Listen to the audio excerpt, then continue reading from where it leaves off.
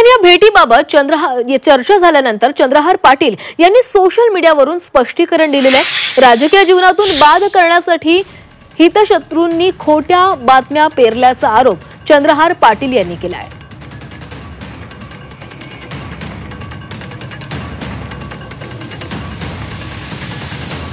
या सर्व चर्चांवर आता चंद्रहार पाटील यांनी स्पष्टीकरण दिलेलं आहे। मला राजकीय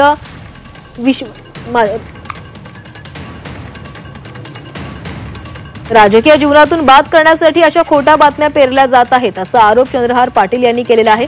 त्यांनी ट्विट करत या संदर्भात स्पष्टीकरण दिलेलं आहे। तर चंद्रहार पाटील आणि एकनाथ शिंदे यांची भेट झालेली होती आणि या भेटीवरून अनेक चर्चा सुरू झाल्या होत्या आणि या चर्चांना आता चंद्रहार पाटील यांनी पूर्णविराम देण्याचा प्रयत्न केला आहे। तर चंद्रहार पाटील यांनी काय नेमकं ट्विट केलेलं आहे पाहूयात। माझ्या हितशत्रूंनी मला राजकीय जीवनातून बाद करण्यासाठी खोट्या बातम्या पेरण्याचा डाव केलाय।